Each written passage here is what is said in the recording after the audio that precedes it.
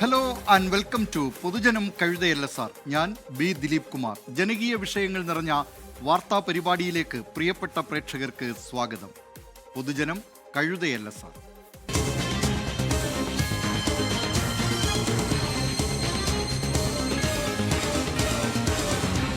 പൊതുജനം കഴുതയല്ല സാർ. കണ്ണൂരിൽ അടുത്തിടെ ഉദ്ഘാടനം കഴിഞ്ഞ ഒരു മൾട്ടി ലെവൽ പാർക്കിംഗ് കേന്ദ്രത്തിലേക്കാണ് ഇന്ന് പൊതുജനം കഴുതയല്ല സാർ ആദ്യം പോകുന്നത്. അമൃത് പദ്ധതി പ്രകാരം കണ്ണൂർ കോർപ്പറേഷൻ നിർമ്മിച്ച 124 കാറുകൾ പാർക്ക് ചെയ്യാനുള്ള കേന്ദ്രം ജവഹർ സ്റ്റേഡിയത്തിന് സമീപമാണ്. കേൾക്കുമ്പോൾ അടിപൊളിയെന്ന് തോന്നുന്നുണ്ടല്ലേ? ഒറ്റ കുഴപ്പമേ ഉള്ളൂ, ഈ പാർക്കിംഗ് കേന്ദ്രത്തിൽ പാർക്ക് ചെയ്യാൻ വാഹനങ്ങളില്ല. അതൊക്കെ പാർക്ക് ചെയ്യുന്നത് പാർക്കിംഗ് കേന്ദ്രത്തിന് സമീപത്താണെന്ന് മാത്രം. കാണാം പാർക്കിങ്ങിൽ നോ പാർക്കിംഗ്. 12 കോടി രൂപ ചെലവഴിച്ചാണ് കണ്ണൂരിൽ 2 മൾട്ടി ലെവൽ പാർക്കിംഗ് കേന്ദ്രം സ്ഥാപിച്ചത്. അതിലൊന്നിൻ്റെ ഉദ്ഘാടനം ഇപ്പോൾ കഴിഞ്ഞിട്ടുണ്ട്. ഉദ്ഘാടനം കഴിഞ്ഞ് 20 ദിവസം കഴിഞ്ഞിട്ടും ജവഹർ സ്റ്റേഡിയത്തിന് തൊട്ടടുത്തുള്ള ഈ പാർക്കിംഗ് കേന്ദ്രത്തിൽ ആകെ 15 വാഹനങ്ങൾ മാത്രമാണ് ദിവസവും എത്താറുള്ളത്. മൾട്ടി ലെവൽ പാർക്കിംഗ് എന്ന് പറഞ്ഞാൽ സ്വാഭാവികമായിട്ടും പല നിലകളിലായിട്ടുള്ള പാർക്കിംഗ് ആണ്. പക്ഷേ ഇവിടെ 95% പാർക്കിംഗ് ഗ്രൗണ്ട് ഫ്ലോറിൽ മാത്രമാണ് നടക്കുന്നത്. അതിന് കാരണവുമുണ്ട്.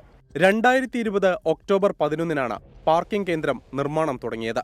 ഇഴഞ്ഞു നീങ്ങിയ പണി പൂർത്തിയാക്കി ഉദ്ഘാടനം ചെയ്തത് 2025 ഒക്ടോബർ 31. ആകെയുള്ളത് 6 നിലകൾ.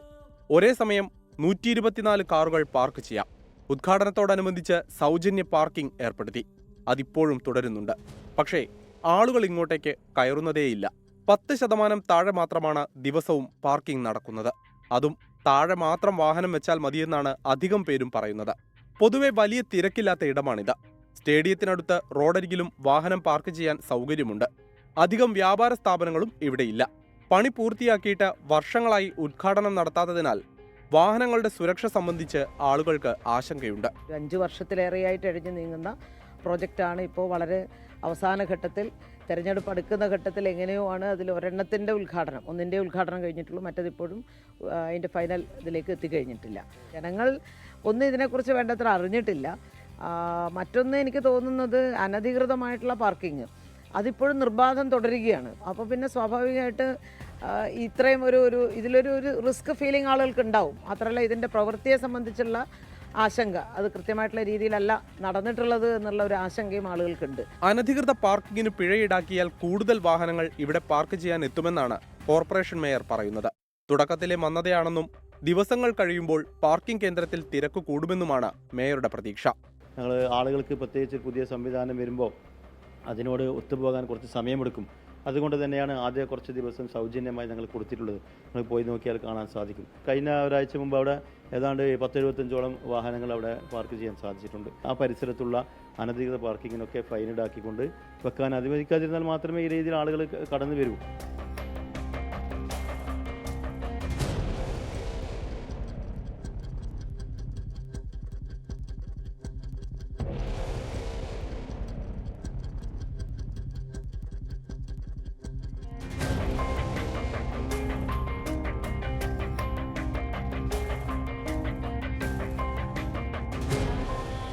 മൾട്ടി ലെവൽ പാർക്കിംഗ് കേന്ദ്രം തിരക്കുള്ള സ്ഥലങ്ങളിൽ വളരെ അത്യാവശ്യമായി വേണ്ട ഒന്നാണ്. പക്ഷേ കൃത്യമായ സ്ഥലം കണ്ടെത്തി സമയബന്ധിതമായി പണി പൂർത്തിയാക്കി അത് ഉദ്ഘാടനം ചെയ്യുന്നത് എല്ലാവരെയും അറിയിച്ചില്ല എന്നുണ്ടെങ്കിൽ ഇത്തരം കേന്ദ്രങ്ങൾ ഇങ്ങനെ ഉപയോഗശൂന്യമായി കിടക്കും. ജനങ്ങളുടെ നികുതി പണമാണ് ഇത്തരത്തിൽ പാഴായി പോകുന്നതും. ക്യാമറാമാൻ രജീഷ് കരിവള്ളൂരിനൊപ്പം മുഹമ്മദ് റഹീസ്, 24 കണ്ണൂർ. പൊതുജനം കഴുതയല്ല സാർ.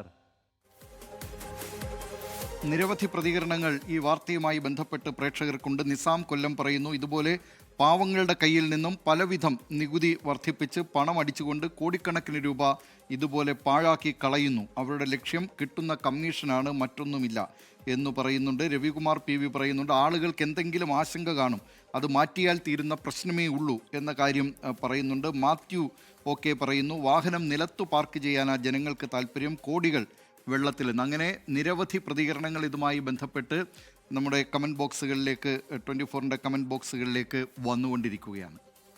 ഇനി പൊതുജനം കഴുത LSR പോകുന്നത് എറണാകുളം കാലടിയിലെ ഒരു വീട്ടിലേക്കാണ്.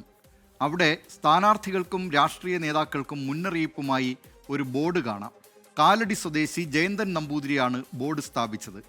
ജയന്തൻ നമ്പൂതിരിയുടെ മുന്നറിയിപ്പിന് കാരണം എന്താണെന്ന് നമുക്കൊന്ന് അന്വേഷിച്ചു വരാം.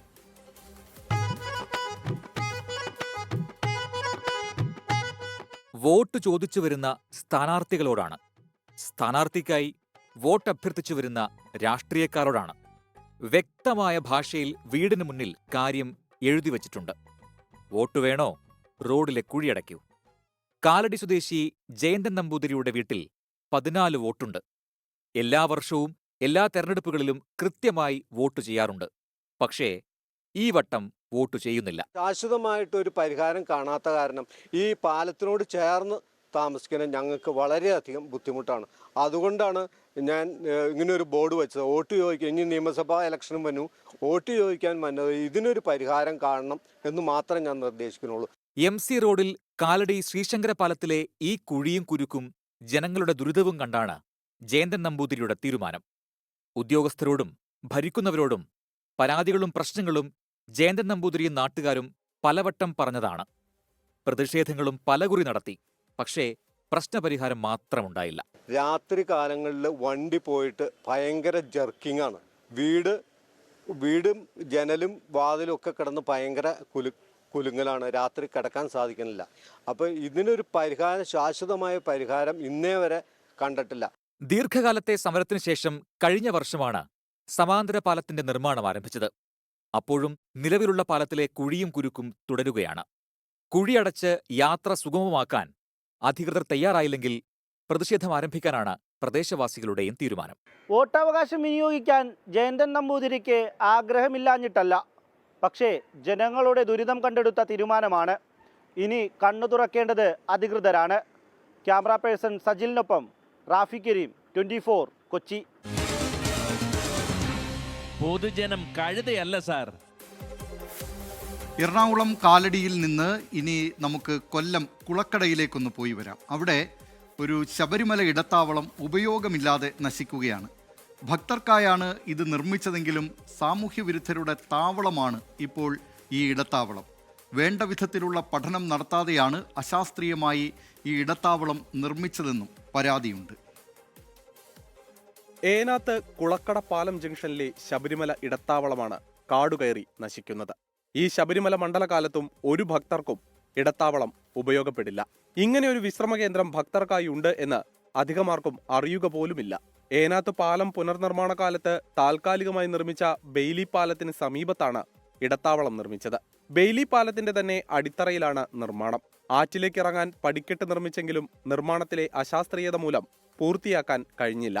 ഇറിഗേഷൻ വകുപ്പിന്റെ ഫണ്ട് ഉപയോഗിച്ച് പിന്നീട് മറ്റൊരു പടിക്കെട്ട് നിർമ്മിച്ചെങ്കിലും അത് ആറ്റിലെ ആഴമുള്ള ഭാഗത്തേക്കാണ് ചെന്നെത്തുന്നത്.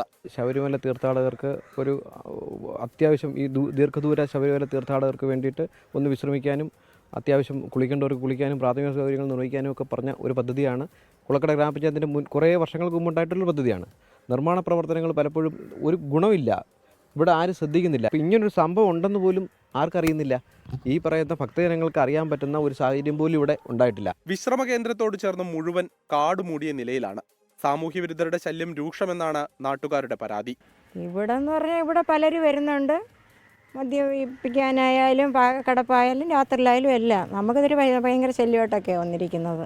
നമ്മൾ പിന്നെ ആരോടൊന്നും പറയാൻ പറ്റത്തില്ല. പറഞ്ഞാൽ അവർ തിരിഞ്ഞ് ചോദിക്കും, നിങ്ങൾക്ക് എന്താ കാര്യം, ഇതെല്ലാവർക്കും ഇരിക്കാനല്ലോ എന്നൊക്കെ ചോദിക്കും.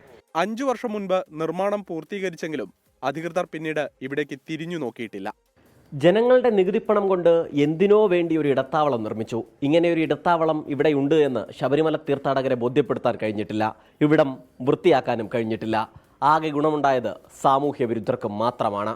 ക്യാമറാമാൻ രാജ്കിരണിനും അമലിനുമൊപ്പം സലിം മാലിക്, 24 കൊട്ടാരക്കര. പൊതുജനം കഴുതയല്ല സാർ. എറണാകുളം കാലടിയിലെ ജയന്തൻ നമ്പൂതിരി വീടിന് മുന്നിൽ സ്ഥാപിച്ച ആ മുന്നറിയിപ്പ് ബോർഡുണ്ടല്ലോ, ഈ റോഡിലെ കുഴി ശരിയാക്കാതെ ഇങ്ങോട്ടേക്ക് ഒരു സ്ഥാനാർത്ഥിയും വോട്ട് ചോദിച്ച് വരേണ്ട എന്നുള്ളത്. അതുമായി ബന്ധപ്പെട്ട ആ വാർത്തയുമായി ബന്ധപ്പെട്ട ഒട്ടേറെ പ്രതികരണങ്ങളാണ് കമൻറ്റ് ബോക്സിൽ ലഭിക്കുന്നത്. ശ്രീജ MK പറയുന്നു, ജയന്തൻ നമ്പൂതിരി ചെയ്യുന്നത് പോലെ എല്ലാവരും ചെയ്താൽ എല്ലാ റോഡുകളും നന്നാകും എന്ന്. രവികുമാർ പറയുന്നു, കൂടുതൽ വോട്ടുകളുള്ള എല്ലാ വീടുകളിലും ഇതുപോലെ നോട്ടീസ് അടിച്ചു വയ്ക്കാം, പ്രശ്നപരിഹാരം ഉണ്ടായാലോ എന്ന്. ജോസ്വിൻ ജോസഫ് പറയുന്നു, ഇലക്ഷൻ സമയത്ത് തരുന്ന വാഗ്ദാനം അവർ ഇലക്ഷൻ കഴിഞ്ഞ് ഈ രാഷ്ട്രീയക്കാരുടെ പൊടി പോലും കാണില്ല എന്ന്. അങ്ങനെ ഈ നിലയിലുള്ള നിരവധി പ്രതികരണങ്ങൾ ആ വാർത്തയുമായി ബന്ധപ്പെട്ടുണ്ട്. ഇനി നമ്മൾ പോകുന്നത് ഒരു പാലത്തിൻ്റെ ദുരവസ്ഥയിലേക്കാണ്. തൃപ്പൂണിത്തുറ ഇരുമ്പുപാലം അപകടാവസ്ഥയിലായിട്ട് കാലങ്ങളേറെയായി. ഇരുചക്രവാഹനങ്ങൾക്ക് മാത്രമാണ് ഇപ്പോൾ പാലത്തിലൂടെ പ്രവേശനമുള്ളത്. പാലത്തിൻ്റെ പുനർനിർമ്മാണത്തെക്കുറിച്ച് ചർച്ചകൾ പോലും നടക്കുന്നില്ല എന്നതാണ് വാസ്തവം.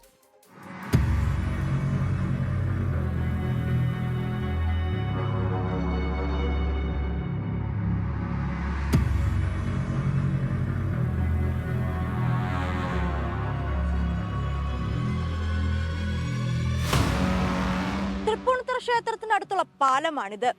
ദിവസേന നിരവധി ആളുകളാണ് ഈ പാലത്തിലൂടെ സഞ്ചരിക്കുന്നത്. എന്നാൽ സുരക്ഷാ കാരണങ്ങൾ ചൂണ്ടിക്കാട്ടി ഇരുചക്ര വാഹനങ്ങൾക്ക് മാത്രമാണ് ഇപ്പോൾ സഞ്ചാരാനുമതിയുള്ളത്.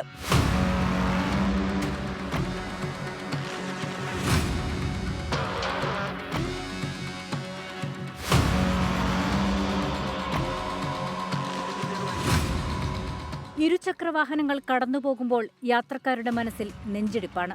എപ്പോൾ വേണമെങ്കിലും പാലം നിലംപൊത്താവുന്ന അവസ്ഥയിൽ. വലിയ ദുരന്ത വാർത്ത കേൾക്കാനാണോ ഭരണകൂടം കാത്തുനിൽക്കുന്നതെന്നാണ് പ്രദേശവാസികൾ ചോദിക്കുന്നത്. ഇവിടുത്തെ MLA ആയിരുന്ന സ്വരാജ്, അദ്ദേഹം പല വാഗ്ദാനങ്ങളൊക്കെ നൽകി ഇവിടെ പോയതാണ്. പക്ഷേ യാതൊരു കാരണവശാലും ഇതിനൊരു നീക്കുപോക്കുണ്ടായിട്ടില്ല. നിർഭാഗ്യവശാൽ ഞങ്ങളുടെ ഒരു ശാപം കിട്ടിയ ഒരു ഏരിയ പോലെയായി. പക്ഷേ വളരെ ദുഃഖത്തോടും വേദനയോടും പറയുകയാണ്, ഈ പാലം ഇതിൻ്റെ ശോചനീയാവസ്ഥ പരിഹരിച്ച് പണിയാനുള്ള സംവിധാനം ഇവിടെ ഭരിക്കുന്നവരും, ഇവിടെ കൊച്ചിൻ കോർപ്പറേഷൻ ഭരിക്കുന്നത്, തൃപ്പൂണിത്തുറ ഭരിക്കുന്നത് ഒക്കെ ഒരേ കക്ഷികളാണ്. സംസ്ഥാനം ഭരിക്കുന്നവരും. മുമ്പ് ഒരു പറയുന്നതും കോർപ്പറേഷൻ ഞങ്ങളല്ല, മുനിസിപ്പാലിറ്റി ഞങ്ങൾ രണ്ട് വീടാണ്. മുനിസിപ്പാലിറ്റിയും കോർപ്പറേഷൻ കൂടി ചേരുന്ന ഒരു ഏരിയയാണിത്. ഈ പാലത്തിന് ഇപ്പുറത്തേക്ക് ഇത് കോർപ്പറേഷനാണ്, തൊട്ടപ്പുറത്ത് മുനിസിപ്പാലിറ്റി. പക്ഷേ ഇവർ രണ്ട് കൂട്ടരും തമ്മിൽ വടംവലി ഭരിക്കുന്ന പോലെയാണ്. പക്ഷേ ഇതിന് പരിഹാരം ഉണ്ടാക്കാൻ ഞാനൊരു പഴയ പ്രവർത്തകൻ എന്ന നിലയിൽ അപേക്ഷിക്കുകയാണ് സംസ്ഥാന സർക്കാരിനോട്.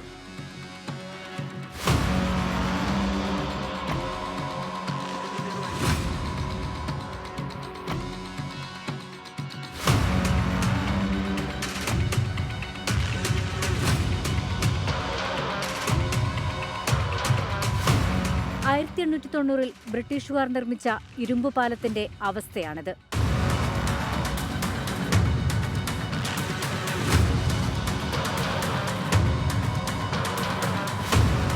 2019 പാലത്തിന് ബലക്ഷയം കണ്ടെത്തി. 2019 മാർച്ചിൽ പാലത്തിന്റെ സുരക്ഷ ചൂണ്ടിക്കാട്ടി പൊതുമരാമത്ത് വകുപ്പ് ജില്ലാ കളക്ടർക്ക് റിപ്പോർട്ട് സമർപ്പിച്ചു. റിപ്പോർട്ട് സമർപ്പിച്ച് 6 വർഷമായിട്ടും ഒരു ചലനവും ഉണ്ടായില്ല. കഴിഞ്ഞ വർഷം ഏപ്രിലിൽ സംസ്ഥാന സർക്കാർ ഹൈക്കോടതിയിൽ പുതിയ പാലത്തിനായി 50 ലക്ഷം രൂപ ഭൂമി ഏറ്റെടുക്കൽ ഓഫീസർക്ക് കൈമാറിയതായി അറിയിച്ചു. 2 മാസത്തിനുള്ളിൽ പാലം പുനർനിർമ്മിക്കുമെന്നായിരുന്നു സർക്കാരിന്റെ വാഗ്ദാനം. എന്നാൽ പുനർനിർമ്മാണം പോയിട്ട് ടാർ ഇളകിയ ഭാഗം പോലും നന്നാക്കാൻ കഴിഞ്ഞില്ല. തിരഞ്ഞെടുപ്പ് കാലം എത്തുമ്പോൾ മാത്രമാണ് ഈ ഇരുമ്പുപാലം ചർച്ചാ വിഷയമാകുന്നത്. അടുത്തൊരു തിരഞ്ഞെടുപ്പ് കാലം എത്തുമ്പോൾ രാഷ്ട്രീയ പാർട്ടികളുടെ പ്രധാന വാഗ്ദാനമാണ് പാലത്തിന്റെ പുനർനിർമ്മാണം. എന്നാൽ ഈ വാഗ്ദാനങ്ങളൊക്കെ തന്നെ ജനങ്ങൾ പരിഹാസ രൂപേണയാണ് കാണുന്നത്. ക്യാമറമാൻ സ്വാതി കൃഷ്ണയ്ക്കൊപ്പം ശ്രീലക്ഷ്മി ബി പിള്ളെ, 24 കൊച്ചി. പൊതുജനം കഴുതയല്ല സാർ. തദ്ദേശ തെരഞ്ഞെടുപ്പ് ചൂടിനിടെ കഴിഞ്ഞ ദിവസം പത്രങ്ങളിൽ വന്ന ഒരു പരസ്യത്തെക്കുറിച്ചാണ് ഇനി. തെരുവുനായ പ്രശ്നമുയർത്തി മത്സരിക്കാൻ ഒരുങ്ങുന്നുവെന്നാണ് ആ പരസ്യം. സ്ഥാനാർത്ഥിയാകാൻ ആഗ്രഹിക്കുന്നവരിൽ നിന്ന് അപേക്ഷയും ക്ഷണിച്ചിട്ടുണ്ട്. തെരഞ്ഞെടുപ്പിനു ശേഷം പൊതുജനങ്ങൾക്കായി ഒരു കരോക്കെ സംഗീത മത്സരം നടത്തുമെന്നും വാഗ്ദാനമുണ്ട്. കരോക്കെയും തെരഞ്ഞെടുപ്പുമായി എന്തു ബന്ധമെന്നൊന്നും ചോദിക്കരുത്. നാലാളറിയാൻ പറ്റുന്നതൊക്കെ പയറ്റാൻ പറ്റിയ സമയമാണല്ലോ ഈ വോട്ടുകാലം. പത്രികാ സമർപ്പണ തീയതി അവസാനിച്ചതിനാൽ സ്ഥാനാർത്ഥിയാകാൻ ഇനി ആരും അവരെ വിളിക്കണമെന്നില്ല. കൊച്ചിയിലെ മാത്രമല്ല, സംസ്ഥാനമെമ്പാടുമുള്ള ആളുകളുടെ ഉറക്കം കെടുത്തുന്ന പ്രശ്നമാണ് തെരുവുനായ പ്രശ്നം. സുപ്രീം കോടതി വിഷയത്തിൽ ഇടപെട്ടിട്ട് പോലും പരിഹാരം കാണാനാകാത്ത വിഷയം മുൻനിർത്തി തദ്ദേശ തെരഞ്ഞെടുപ്പിൽ മത്സരത്തിനൊരുങ്ങുകയാണ് ഒരു കൂട്ടം ആളുകൾ.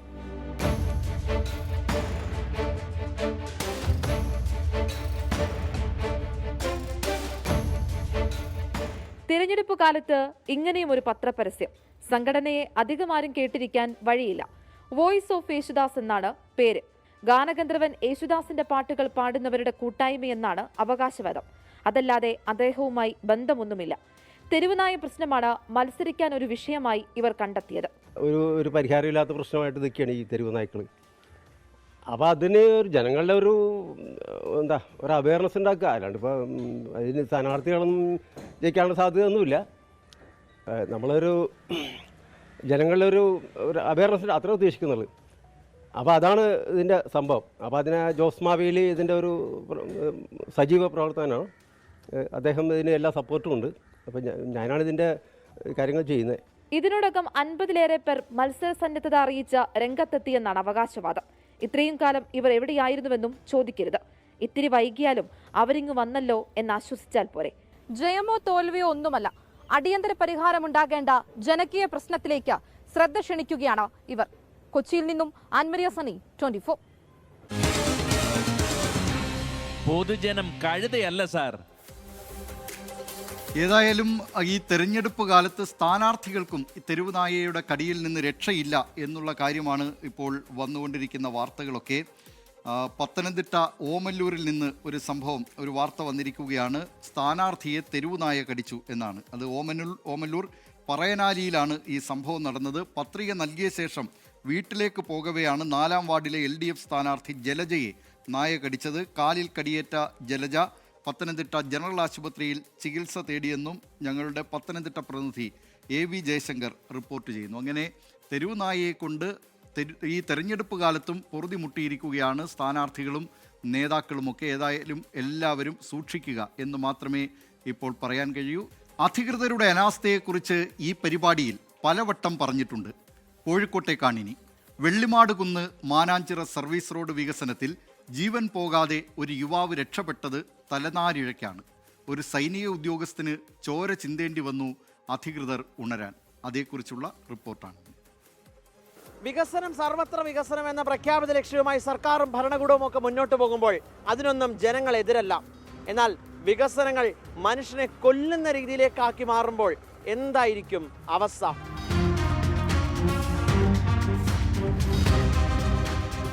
രണ്ടു മാസമായി തുടങ്ങിയതാണ് വെള്ളിമാട് കുന്ന് മാനാഞ്ചിറ സർവീസ് റോഡിന്റെ മോടി പിടിപ്പിക്കൽ. തട്ടാതെ മുട്ടാതെ സൂക്ഷിച്ചും കണ്ടും കുറെ നാളുകളായി ആളുകൾ ഇതുവഴി നടക്കുന്നു, വാഹനം ഓടിക്കുന്നു. നാട്ടിൽ വികസനം വരണ്ടേ? ഒരു മഴ പെയ്താൽ തീർന്നു അവസ്ഥ. വെള്ളപ്പൊക്കമായിരിക്കും. നേരമിരട്ടിയാൽ അപകടം പതിവ്. ഒടുവിലത്തെ ഇര ചുള്ളിയോട് റോഡ് തയ്യിൽ വീട്ടിൽ വൈശാഖ്. മിലിറ്ററി എഞ്ചിനീയറിംഗ് വിഭാഗം ജീവനക്കാരനാണ്. ഒരാഴ്ചത്തെ അവധിക്കായാണ് നാട്ടിലെത്തിയപ്പോൾ വൈശാഖ് അറിഞ്ഞിരുന്നില്ല വീടിന് സമീപത്തെ റോഡ് പണി തനിക്ക് ഇത്ര വലിയ പ്രശ്നമുണ്ടാക്കുമെന്ന്. റോഡ് പ്രവൃത്തിയുടെ ഭാഗമായി ഗതാഗതം നിയന്ത്രിക്കാനാണ് ടാർ വീപ്പ വെച്ചത്. രാത്രി ഇത് ശ്രദ്ധയിൽപ്പെട്ടില്ല. റിഫ്ലക്ടറുകൾ ഇല്ലാത്തതാണ് കാരണം. വീപ്പയിൽ തട്ടി വൈശാഖ് തെറിച്ചു വീണത് താഴ്ചയിലേക്ക്. ഒരു സുരക്ഷാ ബോർഡോ ഒരു ലൈറ്റോ ഉണ്ടായിരുന്നുവെങ്കിൽ തനിക്ക് ഈ അവസ്ഥ ഉണ്ടാകുമായിരുന്നില്ലെന്ന് വൈശാഖ്. കേട്ടത്തിന് മുകളിൽ എത്തിയപ്പോഴാണ് പെട്ടെന്നാണ് കാണുന്നത് അവിടെ ഒരു കുഴി ഉണ്ട് എന്നുള്ളത്. 2 ഡ്രമ്മോ വെച്ചു, അല്ലാതെ അവിടെ യാതൊരു റിഫ്ലക്ടറോ അല്ലാതെ റോഡ് കുഴിച്ച് വെച്ചിട്ട് മുന്നറിയിപ്പായിട്ടുള്ള എന്തെങ്കിലും സംവിധാനമോ അവിടെ സ്ട്രീറ്റ് ലൈറ്റോ ഇല്ലായിരുന്നു. അപ്പോൾ പെട്ടെന്ന് ബ്രേക്ക് ഓടിച്ചതും സ്കിഡായി കുഴിയിലേക്ക് വീഴുമായിരുന്നു. മൂക്കിൻ്റെ പാലം പൊട്ടിയിട്ടുണ്ട്. 2 ചുണ്ടിൻ്റെയും താഴത്ത് മേജറായിട്ടുള്ളത്. പ്ലാസ്റ്റിക് സർജറി 3 സ്ഥലത്തും ചെയ്തിട്ടുണ്ട്. ചെസ്റ്റിന് ഒരു ഡീഡി വെച്ചിട്ടുണ്ട്. കൈൻ്റെ അവിടെ ഒരു ചെറിയ നല്ല പൊട്ടുണ്ട്. ഇത്രയാണ് ഇപ്പം നിലവിൽ. ഹെൽമെറ്റ് വെച്ചത് കൊണ്ട് തലയ്ക്ക് കാര്യമായിട്ടുള്ള. ഇന്ന് എനിക്ക് പറ്റിയ പോലെ നാളെ വേറൊരു വ്യക്തി വരാൻ പാടില്ല. അഥവാ കുഴിയെടുക്കുകയാണെങ്കിൽ റോഡ് വികസനം നടത്തുകയാണ്. അതിനുവേണ്ട കോൺട്രാക്ടറും PWD എല്ലാവരും അതിനനുസരിച്ചുള്ള മുൻകരുതൽ ആദ്യം എടുത്ത് വെക്കണം എന്നുള്ളൊരു അപേക്ഷയുണ്ട്. പറഞ്ഞ് മടുത്തെന്ന നാട്ടുകാർ. പറ്റുന്ന മോശം തന്നെയാണ്. പറ്റുന്ന പറഞ്ഞ കാര്യമാണ്. അതിപ്പോൾ ചെയ്യുന്ന ആൾക്കാരെ കുഴപ്പമാണോ വന്നവരോ കുഴപ്പമാണോ? ബ്ലോക്ക് ഭയങ്കരമാണ്. രാത്രിയിലൊക്കെ ബുദ്ധിമുട്ടുണ്ട്. പെട്ടെന്ന് തീർന്നാൽ അത്രയും നല്ലത്. തിരഞ്ഞെടുപ്പെടുത്തപ്പോൾ വീതി കൂട്ടൽ പണിയൊക്കെ കുറച്ച് മെച്ചപ്പെട്ടിട്ടുണ്ട്. ജനുവരി മാസത്തിൽ ഉദ്ഘാടനം ചെയ്യാൻ കഴിയുമെന്നാണ് പ്രതീക്ഷ. ഒരു അപകടം വേണ്ടി വന്നു ഒരു റിഫ്ലക്ടർ വരാൻ. ശരീരമസകലം ഒരു യുവാവിന് പരുക്കേൽക്കേണ്ടി വന്നു ഒരു കയർ കെട്ടാൻ. ഇങ്ങനെ ബുദ്ധിമുട്ടിക്കല്ലേ അധികാരികളെ എന്ന് ആവർത്തിക്കുകയാണ് ജനങ്ങൾ.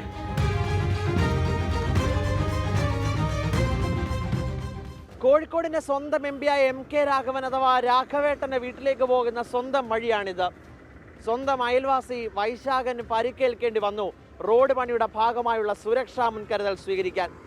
ഇനിയും വൈശാഖന്മാർ ഉണ്ടാകരുത് എന്നാണ് ഇവിടെയുള്ള പ്രദേശവാസികൾ പറയുന്നത്. ഇവിടെ മാത്രമല്ല, മറ്റെവിടെയും. കോഴിക്കോട് നിന്നും അഭിലാഷ് പള്ളിക്കരയ്ക്കൊപ്പം YS അഭിനന്ദ്, 24. പൊതുജനം കഴുതയല്ല സാർ. ലോകത്തെവിടെയായാലും ഏത് സമയത്തും 24 വാർത്തകളും ഓഗ്മെന്റഡ് റിയാലിറ്റി പാക്കേജുകളും എക്സ്പ്ലെയിനറുകളും വിശദമായി കാണാൻ ഞങ്ങളുടെ യൂട്യൂബ് ചാനൽ നിങ്ങൾക്ക് സബ്സ്ക്രൈബ് ചെയ്യാം.